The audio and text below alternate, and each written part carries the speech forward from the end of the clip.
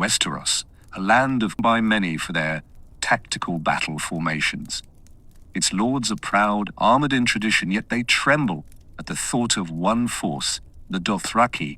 But why would the mighty lords of Westeros, masters of steel and strategy, hesitate to face an army of horsemen in open battle? Today we uncover the stark truth behind Westeros' fear of the Dothraki, the nomadic horse warriors from beyond the narrow sea.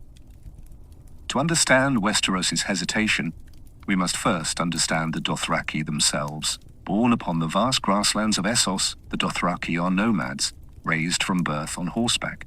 Every child learns to ride before they can walk.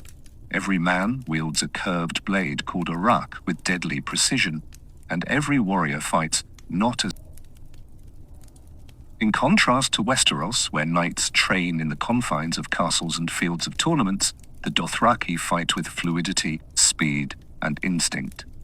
Their greatest weapon is not just steel, but mobility itself.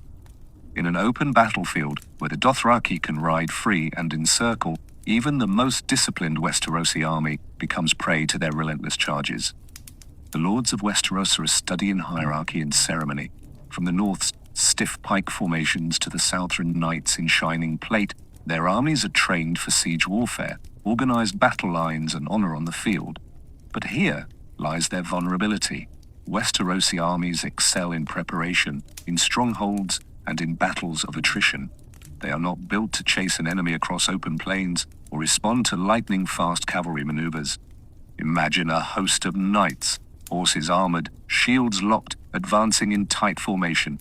Now imagine the Dothraki, thousands of horsemen riding at full gallop from every direction, arrows flying, arcs swinging, and the ground shaking beneath their hooves.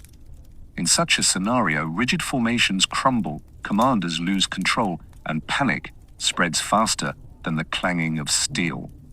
The geography of Westeros plays a critical role in its defense. From the forests of the Riverlands to the mountains of the Vale, Westeros is naturally suited for ambushes, sieges, and guerrilla tactics. Lords like Tywin Lannister or Eddard Stark knew how to use terrain to their advantage. But in wide, open plains, such as those the Dothraki favor in Essos, these advantages vanish. An open battlefield offers the Dothraki space to unleash the full force of their mobility. Unlike the narrow passes of the Neck or the forests of the Riverlands, there is nowhere for the Westerosi shield walls to anchor. Once in the open, Westerosi armies could be enveloped, flanked, and decimated before they even understood the direction of the threat. Westeros is a land of caution and history.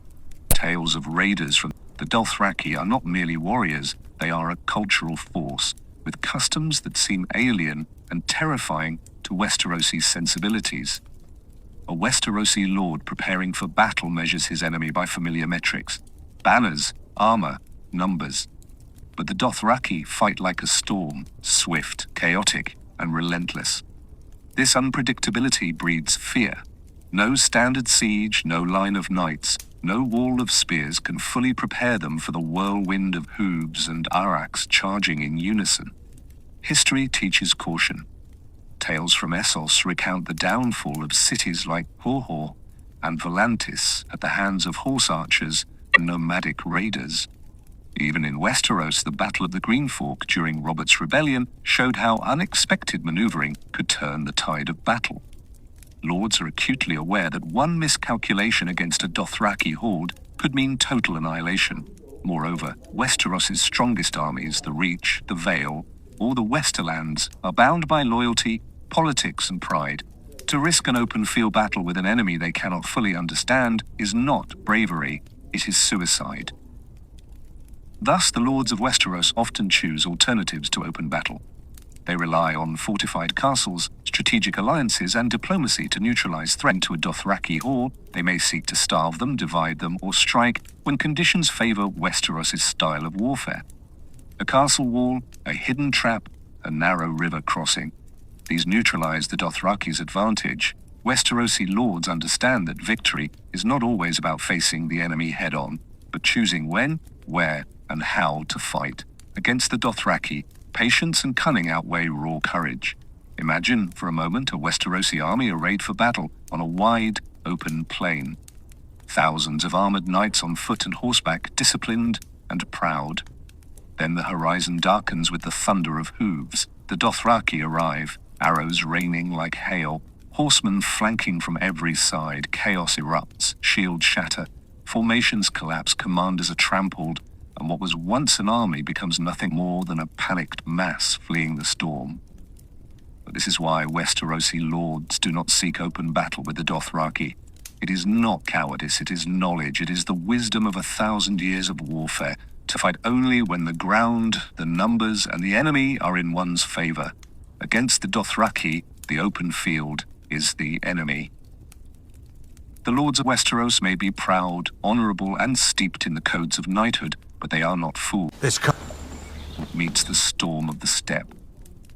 If you enjoyed this deep dive into Westerosi strategy and Dothraki warfare, hit that like button and subscribe for more of A Song of Ice and Fire. Would Westeros ever survive a Dothraki invasion? Share your thoughts in the comments down below. Thanks for watching. I will see you again very soon. Bye.